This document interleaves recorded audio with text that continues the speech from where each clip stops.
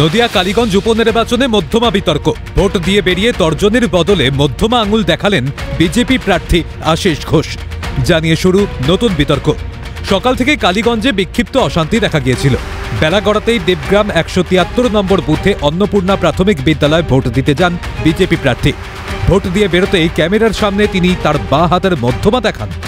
সেই আঙুলেই দেখা গিয়েছে ভোটের কালির দাগ, যাকে অশালীন আচরণ বলেই মনে করছে সংশ্লিষ্ট মহল।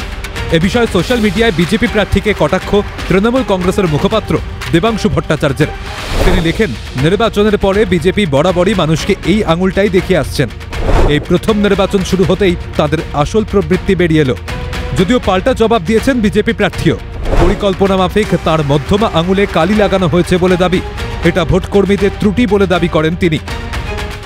যখন আমি ভোট গ্রহণ কেন্দ্রে যাই, ভোট কেন্দ্রে যাওয়ার পর ভোট দিই, ১৭৩ নম্বর বুথে ভোট দিই। ভোট দেওয়ার পর ওনারা আমার আঙুলে কালি লাগায়নি।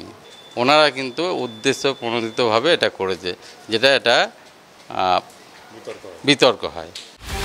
যদিও এ বিষয়ে মুখ খুলতে চাননি নদিয়া উত্তর সাংগঠনিক জেলা তৃণমূলের চেয়ারম্যান। তবে উপনির্বাচন তৃণমূল জিতবে বলে আশাবাদী তিনি।